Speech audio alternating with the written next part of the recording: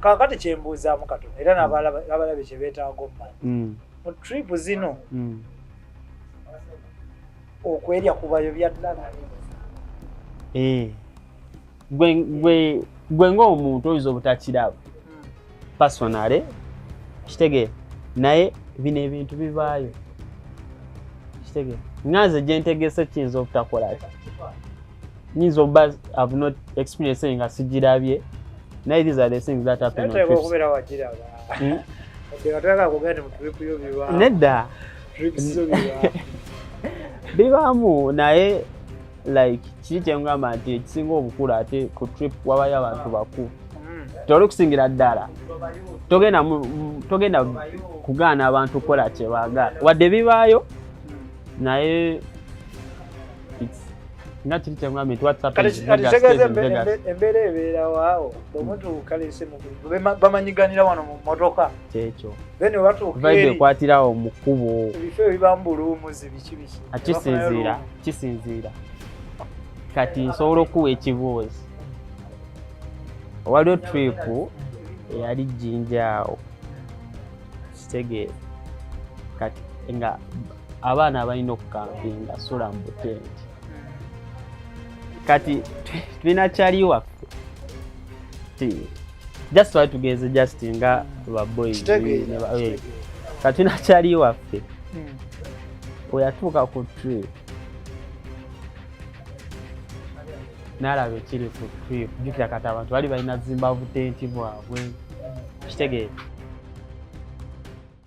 tubaniza ku Brown Skin Events amanya ganza shimwe musika plus Brown Daddy olunaku lwaleero tusinzidde wano ku Extreme Lounge Makerere Kikonyi kafuka lungi nnyo gweyagala ofunamu good time sobola okuyitirawo neweeyagala neyongera okwebaza nnyo abeefiriza ka data ne mujja mulaba shows zaffe zino bakadaama ne mubaka wifi ka baba nogenda neweekweka nogamba kandabe ku Brown Skin kikyaleese namwe mwenna abasubscribinga n'abasharinga kyakabi nnyo tubeebaza mwebale kubanga kimu mutugattako ettoffaali n'abo abasalamu sitole zaffe tetujja baleka muli bakabi nnyo mwebale kubanga mutupushingirako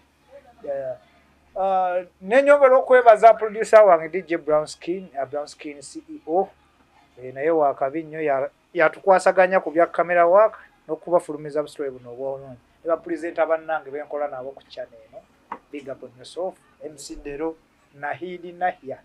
kyakabi nnyo olunaku leero ndi ne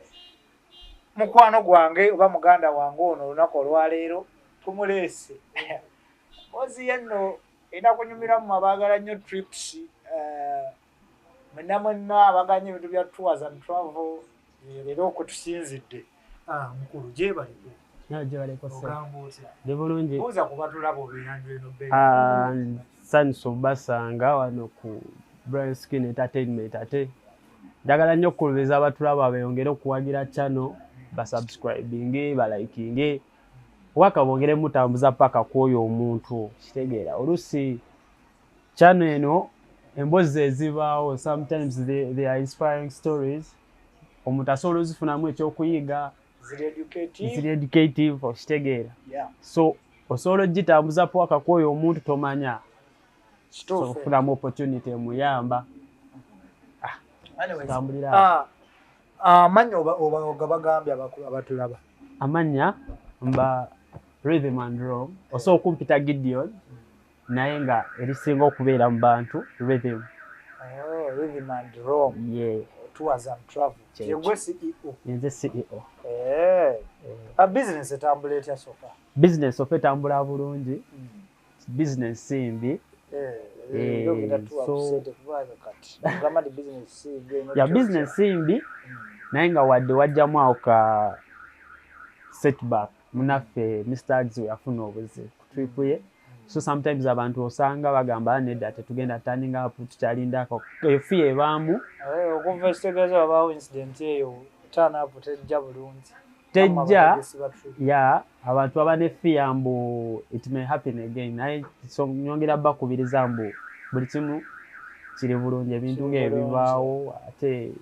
accidents tesoso ba ku trip zokka zibaawo it was. So far kati gwe kino ekintu kya business ya trips maybe traveling ebyo gwe jo biyingira otya noga let me push ngire mu kino nze love eyo jijja love it's okay like I've been inspired by Mr. Hugs but then following anyo wakagwakola ku TikTok so inspiration wejja wali abasajja bakali abakoze wako omulungi nga Calvin Safaris so inspiration wejja ate kirala like mbadde mu ssomero ate no mama wange nayongera okunekkiririzaamu mu kintu kino so nkubiriza abazadde bongere kukkiririza mbitone talent abazadde baleme kutta talent z'abaana omanyi bintu bino bizibu muzadde mugamba nti nina ekintu kyange kiriwo ekiti ate nga yakuteekamu ssente ze ng'olina profession gye wasoma oluusi abazadde bagezaako kikuba ekitegeeza abazadde bali supportive ku kino nnyo kusingira ddala ssente tebana bakunteekamu nnyo eziri awo naye every time omugamba nga ngenda kukola kino ekintu agamba soka omwebaze mukadde mama wange nkwebaziza nnyo kyakabi nnyo mami living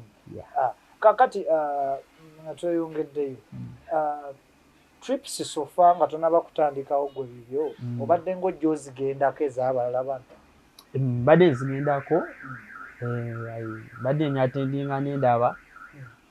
wadde sometimes ku trips wabaawo ebitagenda bulungi ekitegeera mu trip zino zozenga ogendako trip ki gye wasinzirako noga naye kantandikewo kino nga ddala ekituufu yali Masava ani yali agitegese era yali nina ate mukwano gwange nnyo Mods Tours and Travels Mods yali ategese naye it was a trip to Aru Falls Gulu Aru Falls kati kyekyakuli kikimbeera kye yali yeeyo yakugaa waayi nange bino ebintu kubitikika vibe abaana be twali tugenze nabo balina vibe ey'amaanyi ate nga like olaba embeera ebaako ku trip it's more vibe entertainment okitegeera ate nga like kinyuma nnyo nga olina abantu bokkiririzaamu so yali alina audience ye naye nga nange nina abantu bange okitegeera so nekimpa nnyo vibe eyo nga kale audience ye temakinga nnyo nayange kubanga like mu myaka andiko waggulu nsagazayo abali bakulukulu kyekyo so we nakirimu nga tekimmuka bulungi nembamu nekirozi nengamba no so otandika ekyange te ne vibinga ne bannange bakampasa bannange people in high school like okyasoma like nakamaliza course national diploma in mechanical engineering just some 2 weeks back. Yeah. Congratulations. Yeah, thank you. Mwebale kusoma bannange. Mpola tugezaako. Olaba omuvubuka ali myaka gyange nga ekyaddala ebyokusoma akyabiruka basinga mwana baabivaako bali ku birala nnyo ate nojja otandikawo neno business ya trips si kibi. I wish you the best. Kakati mugenda ku Aru Falls. Yeah. So experience yali etya? Like vibe yatambula etya bintu byali bitya bice byasiba okusanulayo n'ogamba this is wow. Kyensobola okugamba kale ku trip it depends bantu bogenda nabo bebafuula trip kikyesobola okuba yeah so sometimes like wogenda n'abantu nga boring still trip you like people ababaddeyo ku trip mujja gamba trip tebadde ki tebadde tenyuma ate n'ekirala omuntu ategesa alina obba real ebintu ebibadde ku playa byataddeyo birina okubeerayo mulina obisanga bituukire kitegeeza baba bazikola nga tewali ebiri ku posta wali ebimu tebigenda kyekyo waliwo kitu experiences I've not experienced it personally naye at least obiwulira abantu nga bakola nabo nakugamba omusajja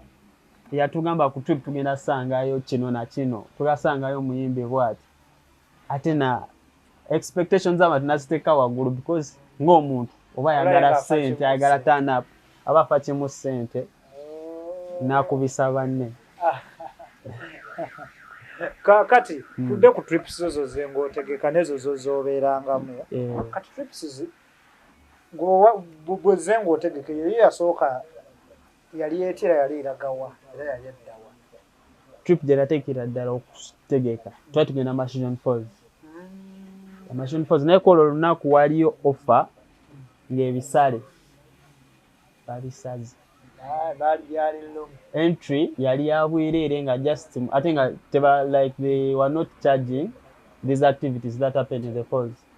The game drive kitegeera nga byonna nga biri ku offer nga just mwe kwetegeka kuambukayo kwambala bulungi kwekuba kiwoowo kulumba field bono gibategekamu ate ani yakumanyisa nti waliyo offer nati kati social media kitegeera olabaawo ngambo zitambula leero gavumenti ebaddeyo ka offer nga management abakola ku falls awo kitegeeza ne mulumba netulumba kati wagenda n'abaana nga bameka nagenda n'abasajja nagenda ne drone bbiri baana 13 tekye kyanyongera nnyo n'amaanyi. waliyo bacharginga sente okucharginga since it was an open day just nali bacharginga transport fee and feeding accommodation tugenda okulya mwasula nayo tetwasula in fact twakomawo because the offer was running like for 2 days. So for us we went the second day. Biki ebisinga okuba mu trips ezo ebizifuula ebinyuvu ennyo ebireetedde nti abaana naddala abavubuka bazettanidde nnyo n'okubanga kati buno obudde ne saagisi asobola otegeka emuluka nga mpitirivu because double deckers bus kiki kabadde kyakali awo gwe ng'abadde mu trips ezo kabadde akali mu trip tensobola okugamba ki kino mbu generation yetulimu abavubuka beetanira nnyo ebintu byaki ebyamasanyo kitegeera. So and the other thing abantu abamu ku trip ekisinga obatwala bakazi kubanga oli ajja kukugamba sosasula sente ze kyagenda okubuuza abakazi banaabaayo kitegeera. So abavubuka abamu bajja ku zi trip nga ye ekimulese ekimusasuliza abakazi banaabaayo kitegeera. Abasobola obba nabo naye nga bayagala kukyusamu ku birungo nayagala abana bajja ku trip ate kiba kitya. Kati kakubuuzamu ekibuuzo abo abantu abajja ku trips ezo naddala abawala n'abalenzi bante badeetinga. So omanyi ku trip awo wabaawo ekigambo ekikyasinza okutambula what happens in Vegas stays in Vegas. Ese obaawo embeera yonna biki kiggweerawo ku trip ekyo we twesanga. It's another business. Kyawedde unless nga mwe musaze okitambuza ekintu kyammwe nga mwe mwesanze ku trip omukwano like temubuildinga ku ekyo kitinga naye it's basically kiba kya that day nakudda kukola birala. Kati ekitegeeza ekisinga oleetamu vibe abalenzi babe nga bettanira nnyo bikazi. Abalenzi abasinga naye wadde abamu bagenda n'eri mentality nka tugende okutambula ku Uganda tulabe ebirungi ebiri mu ggwanga kitegeera. Naye abantu abamu lwaki olaba mbu oli agenda kujja nga gwe omutegesi nga tanasasula asobola n'okusindikira vidiyo nagamba olaba kino kyenjagala kibeere ku trip olaba vibe eyo ekyo kyetusuubira. Badde manyi bapangisa bawala abo abalenzi ba vibe ne mubateekamu. Vibe eva mu mmwe bennyini ba clients. Vibe eva mu ba client mwennyini kitegeera kubanga kino ekintu kizibu nnyo like okupangisa omuntu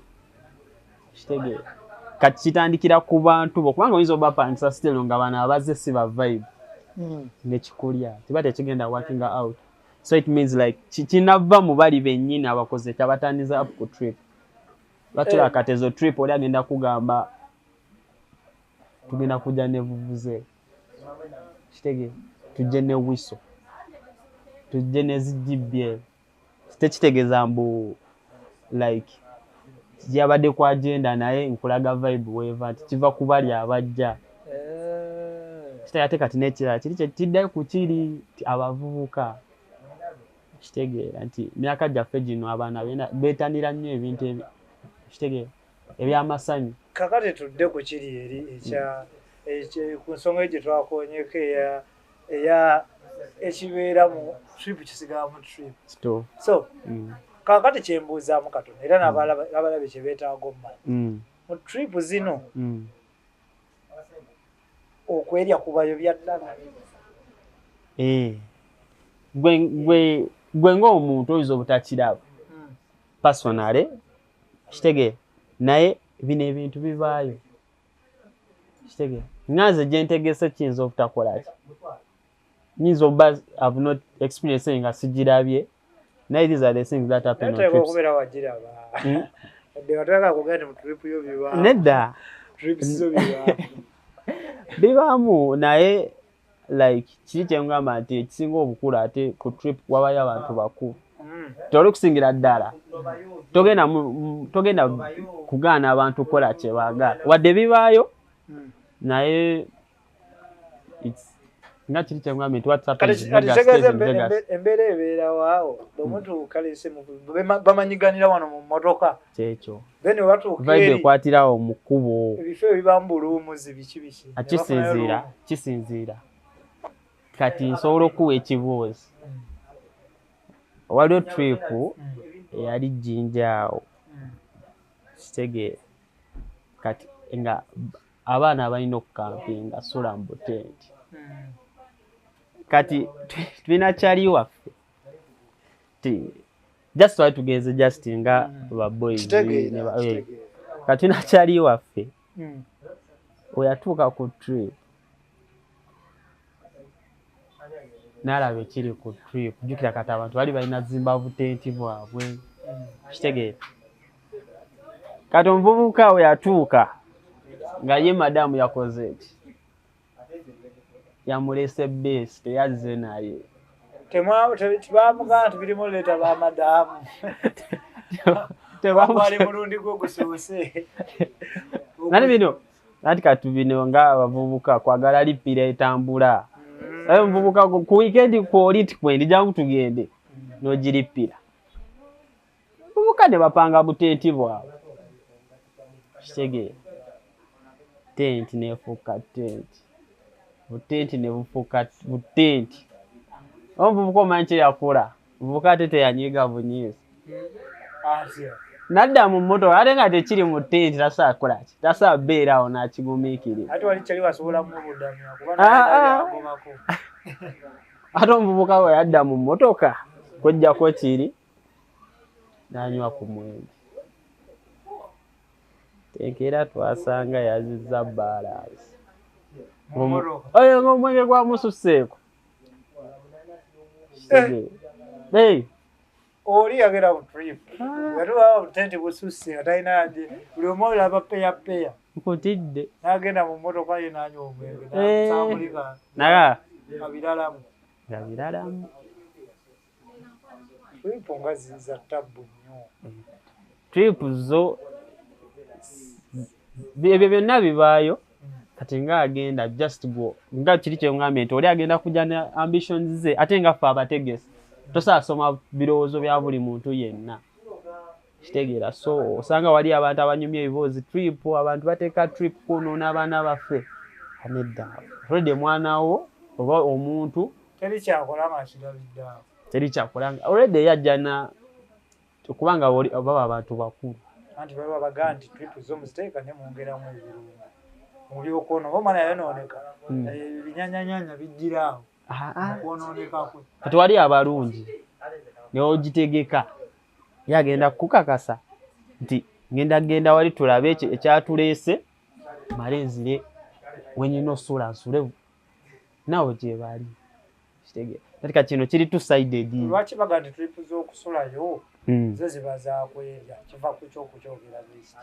anti kiva trip z'okusulayo ne bazimba butenti obwo main aim nti yakwerirako out of Kampala nati kati mentality jane bakiraya nti naye kati gwe omutegesi ate kyo tuteba tekisobola bba kirowoozo kyo kyogamba gwe bato kisuubiramu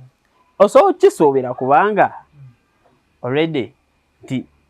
bano abantu abajja kyekiri kyenkonyeeko buli muntu ajja naki n'ekiki kitege tekati gwekimanyi nti waliwo agenda okujja nga akugamba nze nazze zoganya kyekyo kati waliwo agenda okujja nga agamba blood ekituufu wano omanye ekiriwo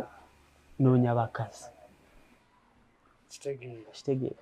leka tosobola kutta kintu kye kirowoozo kye naaba ndowooza ye kitegeera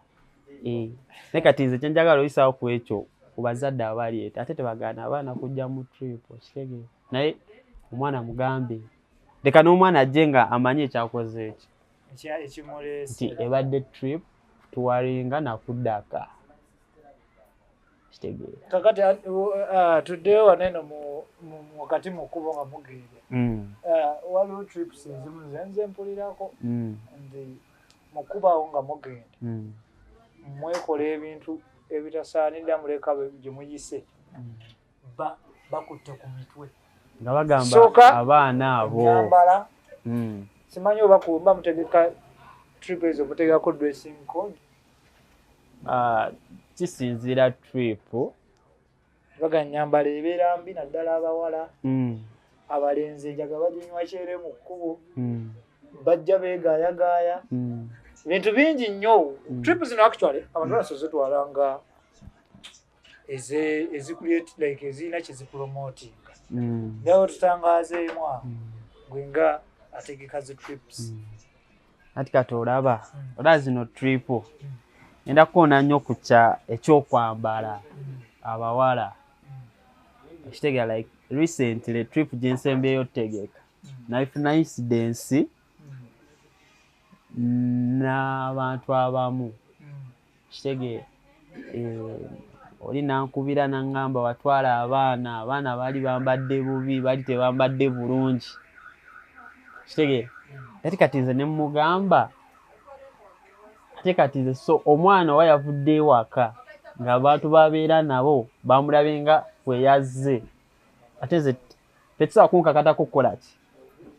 oyinza osanga ye mu nnyambala ye mu ndabi ye wava waka nga yetunuddemu wali mu mmira alaba nga azze awo yambadde ki azze ayambadde bulungi kati tudde nga yeesuza yeebeezaawo gyekita mu linnya lya bizinensi gwenga gwe kusinziira ku image gyoba balese mukola kitta naye kati ku minimizing ekyo lwaki owulirayo nga like omuntu agenda gamba like eno edition tugenda kukolayo nga oba maybe crocs and jazzes kati awo wekijjiramu kitegeera tetuganye nti abantu bajja bambadde bubi naye wekiba nga tekisusse nnyo kiba tekirina buzibu naye kati osanga omuwala nga ye yasazeewo ajje ajjidde mu kabayika kitegeera kati awo kiba kati kigonze like kiba kiyiseewo nnyo naye kati kiddayo ku kiri aba muntu mukulu ekiro oba tolina kyamukolera obwatyo bw'aba yasazeewo okujja nga bwatyo bw'ayambadde still kiba kitta image ya business wise okitegeera nga oli omuntu omulala abirabanga bintu oba tebigatta bulungi bya buseeguseegu kitegeera naye kiddayo ku nti ggwanga lyaffe lino muzeeyi atuwadde eddembe lingi atuwadde eddembe lingi wakati ate kati nga tekinnatuuka ku trip kitegeera kati kiddayo ku muzadde akuza omwana kati tudde ku kyagundi ola mutegeka trip zino ndabako emmotoka ez'obuyonjo ezitera okugoberera nga zinuuwa let's say mulimu Mitsubishi emmotoka zino ziba ku pulogulaamu yammwe emmotoka kuba kirabye nnyo nga kibaawo mulanga ddaboddeeka alitugola olabe emabega kujjiddeko zinuuwa lwaki kiba kityo kati kisinziira ku numbers omuntu z'alina enamba yo gy'olina esobola obba nga like maybe like for instance wakubisa ticket nga za double deck emu yali program yo naye nga ticket ne muzitunda like for instance like 1 month to the trip ticket ziwedde kati kiddayo ku miss planning ey'omutegesi kati ne wajjayo abantu abalala nga 15 tumati kati basangendera mu double deck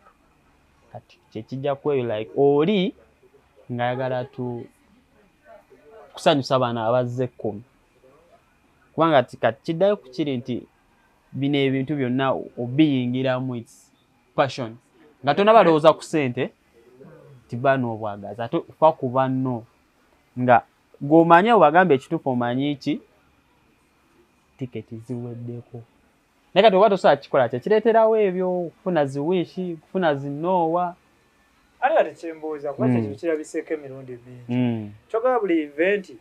gye uli gy'aba ategese stiru aba namba zimutabuseeko oba kiba mu plan sometimes kiba mu plan nti abamu bajja kujja mu motoka zaabwe abamu kati waliyo nga for instance sobola obba n'emikwano gyange gwe kitege Brown DJ so mwene mugamba omanyi ki rhythm nti nedda tetugenda kujja ne Subaru kitege tuli bantu batano tuga kujja neki transport kwebyo fe tugenda mwemalira kitege kati ekireeterezaawo ekyo tosanga bandi these people abakoze eyo gaali eyo convoy eyo ezo motoka baba na individual cars nenga they want to be part of the trip kitege bo ne basalawo bekolemu omulimo bajje nezaabwe kati gwe nga do you support that supportinga kubanga like wetuba tusaze okukola trip tugenze nga team ate sirabawo nsonga lwaki oli ate asalawo kujja ne Subaru bino era tubirabeeko nga bibyongezeza obubenje ku makubo kituufu nga envuga embi okukola amalala amangi mu kkubo era nemabegako incident waliwo omwana yafa ku trip ya munnaffe gw'osuubira kyaveera ku ebyo soke tukyogereko ekyo sometimes kiva ku ekyo naye kati nyongera n'okukubiriza bannanga bali mu trip business mbu olina okukozesa abantu abali authentic kitegeera simbo nina kyali wange gundi kubanga alina emmotoka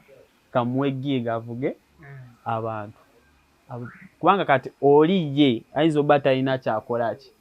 kyafiirwa so tulina okweyongera okukozesa abantu nga license omuntu ng'olabira ddala nti ono aliwa okuba n'obulamu bw'abantu nga 3 oba 4 kitegeera waliyo companies ezikola obulungi mu traveling like doing travels so ogenda n'ohayaringayo emmotoka than ate kati than okwesiga omuntu kubanga kati olaba nze ojaba nekyaliwo nga tomanyi gye yasuze kyekisooka tomanyi kyakozesa kati enagenda najja ne Subaru ye nga omanyi kati Subaru kyake erimu omuzimu oli ne wabahamba atya tekimugaana kolaki Subaru Nation kugambe kiri mu Subaru tekibagaana kuteekawo mbeera oba erimu omuzimu simanyi naye kati olina ofuna omuntu nga abalwenga bulamu bwa banne kati kiddayo ku kiri nti funa omuntu mu eyo business naye ng'agulaba nga mulimu nti every time I do something reckless but brand mba njikakkanya mba sijja kufuna business waliwo oyo mwana yafa recently story ogirabako yafiira ku trip incidents zenziwulira naye kakati tukyogereko ekyo yafiira ku trip emu nga bagenda side zeyo Masaka gwe seeyeri etya ku nfa y'omwana oyo gusuubira kyali kisobola kuba nga kyava ku ntegeka ya trip eyo oba kyava ku muntu yennyini nga ye oba ne banna bamwetolodde sometimes kiva ku sijja kugamba ntegeka kubanga simanyi omutegesi kyali alina mu mutwe kubanga kati olaba tuba tutegeka tuba ne program titugenda tuuka wano tuyimirire source of the night tuuke wano tukole kino tuuke wano tufulumemu photoshoot kola kikwata content so like sometimes nkubiriza abajja ku trip bajje nga ba like sometimes bakisusa kitege bakisusa oli nga temunnasimbula na kuva gye mugenda okuva okugenda gye mulaga nga yazze nga ye takyabitegeera nga yavuddeko dda nga tayagala kumanya kitege so sometimes it's hard since the numbers are very many okumanaging buli omu kitege ate nga bino ebintu ojja kusanga nga ku trip okute ku ssente z'omwana ali Entebbe azze ne bakyali be basatu abalala bali gayaza kitege so mbu owesanga nga buli group ezze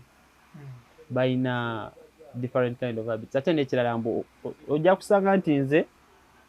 nti manyiko omu kubavudde Entebbe naye ndetedde bakyali baba tewali sibategeera kitege so kati kiddayo ku personal basis nawe ng'omuntu olina bba obulamu bwolina obukola ki obuvaluinga ate omugugu gwonna toguteeka ku omutegesi so olina ovaluinga obulamu bwo omanye nti wenzija nga nvuddeko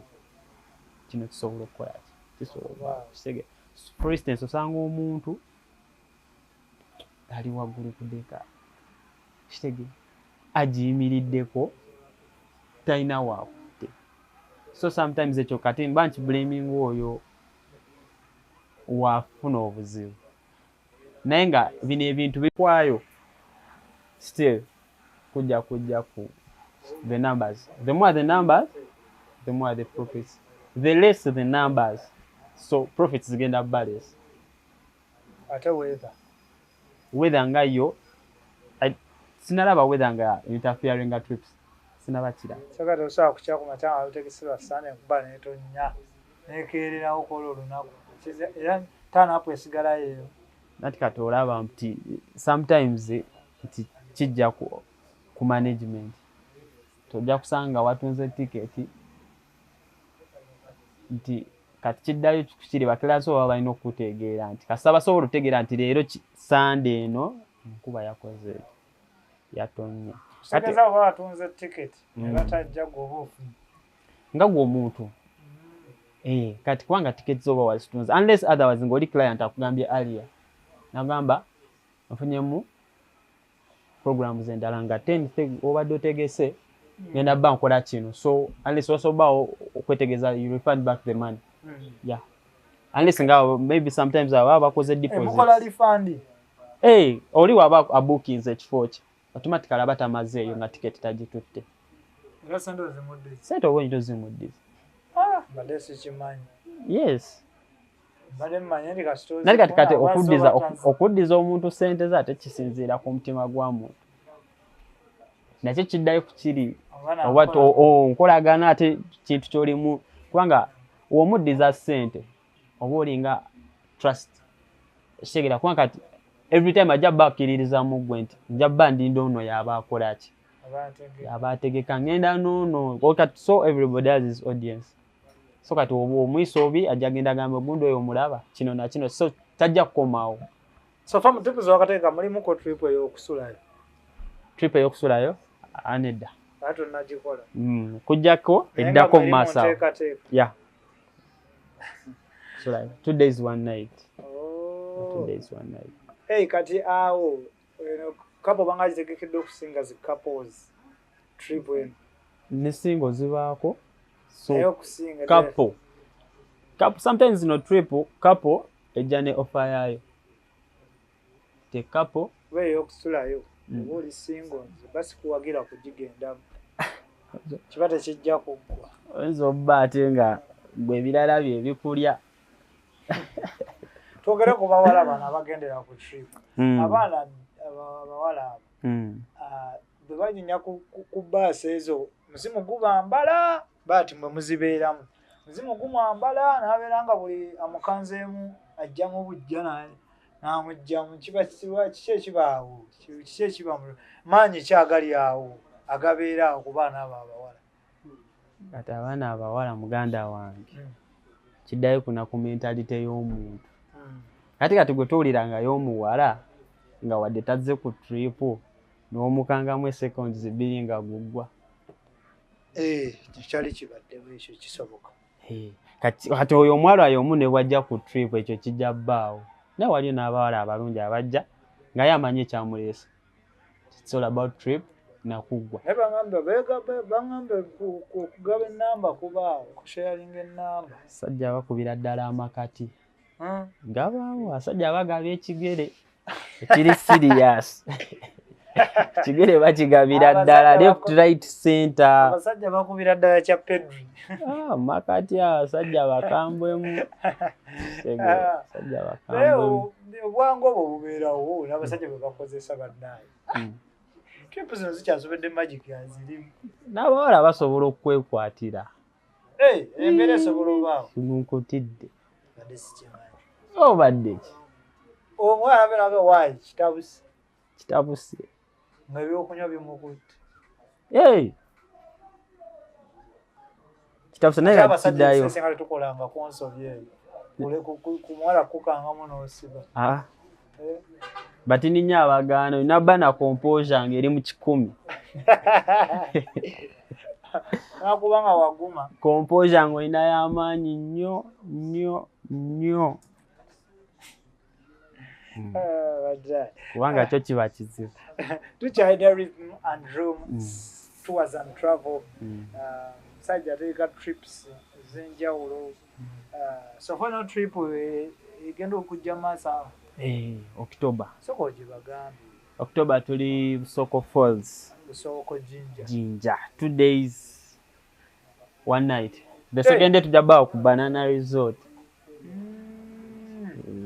First day mudda Jinja,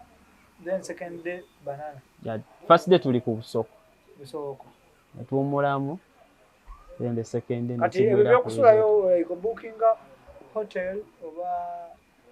ekyokusulayo kijja nga sometimes ba clients boina preference ya client kubanga bali basobola kugamba twagala beerako ku kyoto tulabe vibe egenda obeerawo twagala ffe room zaffe buli muntu n'ekikye kitegeera kisinziira vibe yaba client kiki kye baagala ekituufu kubanga baba bakama baffe ziba z'amaanyi nnyo tondeka kati kusuubira muntu yenna nanga wa business ya trips yantegese nga trips meka omwaka kisinziira kubanga omutegesi nze ngamba naye kati kiddayo ku test and preferences kubanga ndaba nga kiri kye nagamba nti nze test yange up country yes kubanga ti nze more ekyange idea yange it's more of tourism kubanga ba agents bange si vibe nnyo kubanga kati ba agents bange nze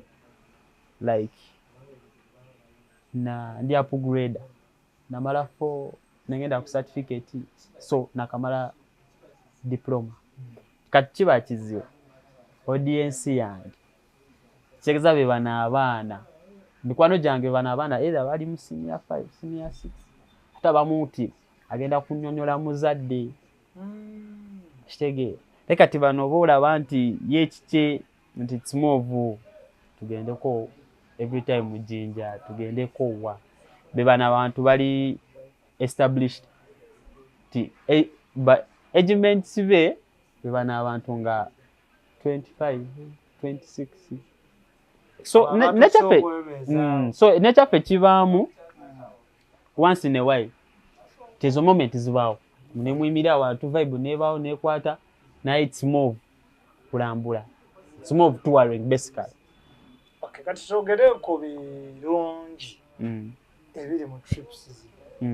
ko side eyo nga go CEO abategese ne ku side yoyo gwotegekedde yeah so nze nja kwogera ku side nnyo side ya I think social capital kubanga temikwano gyenfune yensonga lwaki ndi wano. Okitegeera kye ngamba kyogenda kwesanga kati gwe kutegedde kiri kyekindeetereza okumanya kikindeeteza omanya Brown. Okitegeera so tugenda funa like enkolagana kyekisooka tine bana abazze bagenda funa emikwano. So sometimes nganze tuna WhatsApp group. Sometimes kale tetugenda ba every time tugenda ku trip. So okolese WhatsApp group for opportunities. Muno owulidde nti waliyo omulimu ogundi waliyo kino na kino no so nti nati kusaidia omutegesi tekivaawo nti it's a business. It's a business at the end of the day oba wina okukola it's a business. Osobola emikwano giri productive. Osobola okufunamu abatali productive. Ate osobola ababi. Nawe osobola obbafuna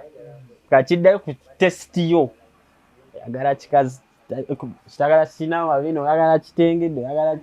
oyagala akatono naye kujjako kututobako. Omukulu kyayogedde wakiwulidde abatono bagenda basiba naye omukazi wo oba olina mutinisa ate oyinza okudde waka nga tolina mukazi. So kati ekyo kiwedde ekyokufunamu ku mikwano opportunities bikyawo ebirala ebigendera ku trip ebirala ebirungi basically neggwanga lifunamu tourism. But neva ne kutucharginga kati nze mba like content wange mukutte I've put it on platforms. Ate kati wetuba tugenza abantu asatu ogenda kukwata content oyo muteeke kupe yonna audience yo. So waliyo naawe abantu abalimu abantu asatu bagenda baina ige gamba naye tugende tulabe ekiri ebusoko falls zaawo kiki in terms of revenue neggwanga liba lifunamu. Waliwo abatunda enkoko n'ebyokunywa baba bafunamu bakola nnyo naddala bakola trip ezo zigenda ejjinji obagagawazizza. Ati kati waliwo ebifo ebimu trip zaali tezinaba kujja byali tebina nnyo maani. Nze nsobola okugamba kiyinza okuba gwe gusoose owulira ku Arrow Falls naye nga kifo kya ddala falls ya ddala. So kyekyo kye ngamba nti noono ali eyo atulaba agenda asobola okufunako akadde na kandabeku. So mu budde bwo obw'eddembe waba ina family oba baana oba kinaabatikkako. So publicity wise ndowooza eggwanga nalyo litufunyemu nnyo. Bibi ekigwe by'osinga okulaba mu trips? Ebibi kyasobola okukoonako ennyo efujjo n'eddalu. Kyakati kaggwanga ebyo ebisinza obivumisa. Kitegeera efujjo liba lingi nnyo bo kye bayita vibe. Efujjo liba lingi nati kati simanyi kubanga yo trip kiri kikulinnya bulinnyo kukibanga kitambo tosaa kyewala kubanga oyinza osanga n'oli nga bakugamba olaba oyo omwana ne maama walaba kubanga ffe tulina oba na content omwana nakugamba akantu ako nakakoze nabadde mu vibe naye kisaanange kikkiriza nti yenza akoze ekyo. So nga kugamba ako noba okateeka mu group kubanga sometimes it's hard to kuwa buli muntu ebifaananyi bye. So mubako ne common ekibagatta buli muntu teeka mu content yo buli muntu. So feeling like onyumiddwa ekifaananyi ky'omuntu biki kyonna obijja mu group like WhatsApp groups. So oli ng'asobola n'okugamba nkwegayiridde ako tokateekayo yabadde vibe ekyankozesezza ekyo. Kati mu mbeera eyo abano abeerirayo abakola kyabeewaako bo mukitwala nga kirungi oba kibi? Kijjirako n'ebibi n'ebirungi teri kintu kirina bibi byokka. Kisoboka obaako n'ebibi? Ate kisoboka wakiriko okuvuga obubi emmotoka ku luguudo kina ekirungi kisanyusa agivuga naye ate kati kiba kibi kufa abali ku luguudo bonna bootisse obulamu bwaffe oba obutadde mu matigo wakati gwavuga lyessanyu lyo naye kati ffe boyina fa abakirabamu bitugamba akasajja akagala tutta tetunaba nazaala ku balongo sajja akagala tukolaki naye nze kyeŋŋamba sometimes oli asobola okijjamu ekirungi kubanga abantu abamu bavudde nga oli akugamba tinajja ku trip nga ndi single omuwala gwe nnina namujja ku namusanga so sometimes tusobola oba ekibi naye waliwo n'ekirungi naye sometimes abantu bakuliriza nnyo ebibi kusinga ebirungi ekitegeera so far kintu kikyo wali olabye mu trip yonna gye wali ogenze kuba ku zotegese nogakinsi tekirimba ku mutwe kyeneerabiddeko n'amaso negamba kino kyo sirikyerabira twali Bashijon Falls awo driver owa drone ey'okubiri kubanga ffe tulina gye twagenderamu nga kyetwakola twali twarenginga sitting arrangement twakwata abaana abagamba twagala tula n'abatalina vibe gye bava mu drone yaabwe kati ffe naffe ne tuba mu yaffe ezoolekera Bashijon Falls waliwo akaseera we katuuka falls ezo nga zina engeri gye zeeyisaamu like kibawo nga it's like nga wulira kijjeyo ntya snow oba kikwata amazzi geekuba nnyo ebanga miste nejja eno abantu gye batera okuyimirira oziraba we zeekubira wali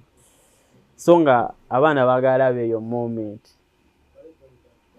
tuba tuli awo nga driver bakati oba mutegesi kizibu nnyo nnyumirwa oba in charge of very many things oba tuli awo nga driver ye chance nga yagala lekayo abaana amaza obudde bugenze tuve wano n'abaana oba otuleka tuleke tujja tambulawo naye nga gw'okimanyi driver n'ava wano abaana simawo batikka ku mutwe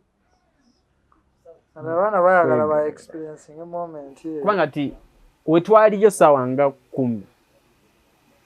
kyali tekiriiwo kubanga abaana tebakisuubira naye kati kubanga it was an open day there are very many crowds coming abantu baali bangi abajja so from nowhere ekyo ne kitandika okubaawo ate nga tosaa kibasuuza abalina okukiraba bagala kwekubya ekifaananyi rainbow yafominze dda wali mu mazzi nga experience ya ddala y'amaanyi driver n'agamba nze ngenda mubawa nagivugamu wano namuli n'agamba abatuula mukoleki mugamba driver abaana sokoleke kino kiggwa driver obudde mwali muteeseza bwali buweddeyo tetwateesa budde yaba yali atidde buti sesibagira omuntu ajja omutegesi negalako okubuguma mbazizaayo kati eri wala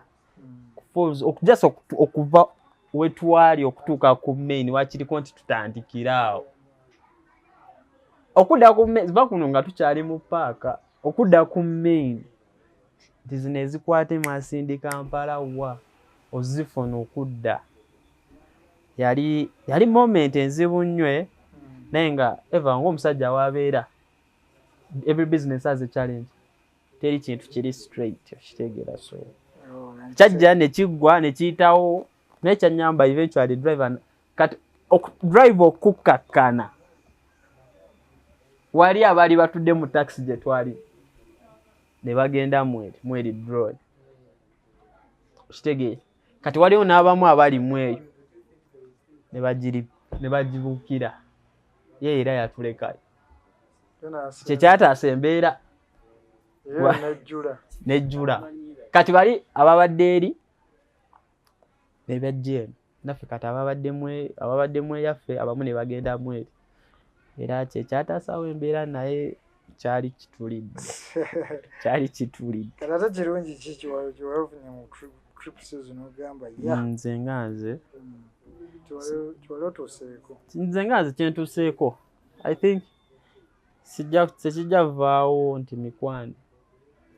mikwano kubanga sente ozirya ne ziggwako sente ziba n'ebizibu bingi naye emikwano friends basigalawo kitegeera kiri kyengamba nti singa tekibadde kiri ekya trip sandibadde wa era kyo kyenyumirizaamu nnyo era kyekinsingira obukulu nti mikwano kubanga at the end of the day engeri gyeri business target eba ssente naye olaba ssente zo zirya ne ziggwawo naye abo b'osanze tebasobola kukola kiti osobola omubeera n'omugamba kyali kintuddemu n'omukubira akasimu agamba Gideon tukole kino na kino kale ekintu kino wakiyingira omaliridde oli wakupushinga paka oba kyatuuka ekiseera ogamba bizinesi eno akwasaganye ku birala okwasaganya ebirala bizinesi yakubeerawo newemba nsazeewo kita wakiriko nsobola okikwasamu omuntu ng'akikola ki ng'akivugamu naye ng'akyo kyakubeerawo brand ebeerawo era egenda tambula paka the brand has to stay. Okay. Kakati nga tunatera okunzika embeera eno ya ogera ku trips biki abantu baba batambula nabo n'abo abandyagadde otambula naawe bye baba basuubira wenga ggwe ne business ne company yeyo etambuza abantu automatically happiness and vibe kitekivaawo kubanga the main thing is kuba kufuna ssanyu ate nga tugenda kweyongera ku exploring ebifo ebingi nnyo e Uganda wano tulinako n'ekiro tusogendako e Zanzibar ng'abaana ne tubatikka paka Zanzibar wagala kugendako Zanzibar mpotidde tulina ogendako e Zanzibar abaana tulina obatikka abaana tulina obatikka tubatwaleko e Zanzibar akatalekeka kyasobola ogamba waliwo enjagala oyisaawo musajja wange nnyo nyina omusajja wange infact olunaku Magic K yaliko wano oyo DJ Magic K mwamukolako ddi it was Monday I think twali ehoima we yali alina show ku bbala sojoge it's okay yeah I think it was Cafe Milan twali hoima jumali mukoze trip twayitirayo so twayitirayo naye ffe twali ku Kefa Rhymes sajja wa Kefa Rhymes oyo yatukwata bulungi nnyo Kefa Rhymes musajja wange nnyo naye nsabako nti omukisa gwe mumpadde wano njagala na favor omusajja oyo agitukolera asobola even brown events I think brown skin events yasobola otuyitamu eggaali musajja w'amaanyi bbala lya maanyi nnyo awo Kefa Rhymes musajja wange nkutumiddeko abasajja baakabye nonyeka te brown skin events ina BMC ba DJ ina photography videography so night game sajja ne tubasitula hoima siwala omanyi si kirungi ku omanyi oba youth nga kwagaliza kintu kirungi so omanyi abantu abamu tebaagala kutta ku connection abasajja tebatamira naye Kefa Rhymes abasajja kikyo akitegedde omusajja akitegedde era waliwo n'omusajja wange omulala Chobe Grace abasajja bange abambeereddewo nnyo kifo kyamaanyi nnyo kiba kirungi nnyo okulaga omulundi osiima olujjulira okulinda afaata oyogere kituufu nnyo kati nze muganda wange olaba events eno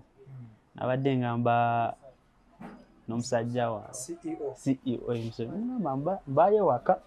nze sirina byakukola sirikale siri nnyo sinafuuka bize nnyo engeri gye naava ku ssomero tujja ne tukola ki ne tukola kintu ne tusindika kitegeera kati nyongera n'otutumira musajja wange nze Kebbi musajja wa maanyi kwak olaba nga Rhythm and Room Tours and Travels etaddeyo omusajja wange abiri emabega waka amalayo obumazi akolera ddala waka wa maanyi nze Kebbi ate nyongera kutumira ku musajja wange Yosa musajja wa maanyi omanyi abasajja abo business nali ngitandika ne mbaliramu idea ne mbagamba kino na kino bano abantu like tebansuulirira ate tebankyajinga kyesobola ekyewuunyisa oli ku designingira flyer anono Kebbi ono waka gwolaba omutima yangamba Gideon oli kyali wange just nkolaako ku byentambula ngenda kujja nkola omuli teyansaba ssente ekyo nyongera kimwebaliza kubanga engeri gye tulimu bapya mu muzannyo guno ebintu ebimu bawetaaga gw'olinnyirako tosa gugusa wekka oba wetaaga omuntu akola ki kwatako ku mukono akubeererawo so mwebaza nnyo nnyo kakati Gideon atumaliriza bubaka ki bwoweereza abantu abakola bizinesi emu naawe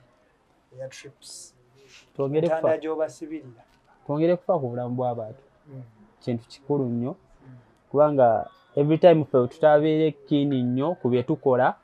kitta business kitta nole yandyagadde tetwagala ate kutuuka eyo nga batuteekako ebitali bituufu nga kugamba kintu kyabayaaye kintu tekitegereka either tulina ebirala byetupromotinga naye nga si kituufu ate nga kino so njagala kiyisaawo kigamba abazadde omanyi ekintu kino omuzadde okukkiririzaamu si kyangu waliwo ebintu ebimu abazadde bye balaba nga si bintu birungi naye nga abaana babaleke they try out their luck ti osobola obba wano nga kino ky'olimu kyekisobola okutwala ewalala kitegeera omwana waba alina talenti nga akugambyeko nga nze njagala bba DJ njagala bba mu entertainment njagala kukola kino omwana musupporting ate tomulemesa nnyo kubanga nti okusomako kulungi naye ate wabeerayo ne side hustles endala so omuleka okusoma n'akusigalako naye nekino nakola ki n'asigala nga akigoba kino beerawo nga abazadde balina okubeeramu nnyo abaana. Brown Skin Events kwe tubadde ne Gideon wa Rhythm and Room Tours and Travels company etambuza abaana okugenda ku trips n'abantu kamsewo omusajja wange ono yagambye ajja tukolako bokyeyo ku Kalas bagenda so kwokyayo wano tiketi zaffe zeezo Lambula Uganda August Escape to Busoko Falls Jinja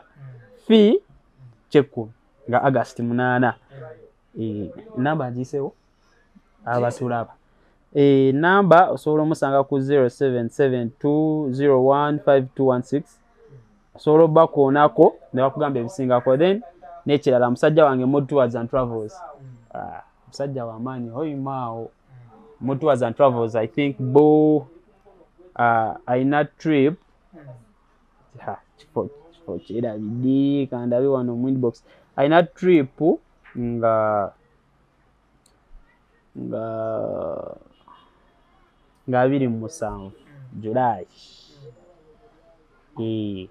trip abasajja abaliho imaawo mwebyo ebifo eby'amaanyi musobola omukoonako eva Kampala eddawo ima Kampala eddawo ima Mod Tours and Travels kitegeera sobola obbasomera naye ennamba ye sobola obbasomera ennamba ye ne mumukoonako oba owulira nga omuzimu gwa trip gukulinnye oba koona kwawe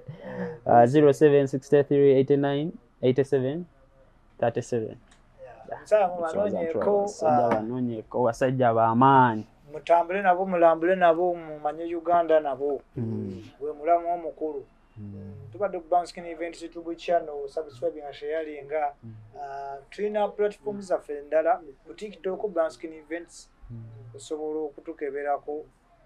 n'olaba ku short videos ne clips zetuba baza highlights zetubawo nazo then ogende ku YouTube oteke Brown Skin Events olabe full story zino zetuba tutaddeyo tushabawa bingi we just olaba notification ku simu yo genda obugenzi olabe biki byetuba tuleese amanya badde Brown Hashim MC Brown Daddy tweyanza nnyo tweyanze gemwe bale kutulaba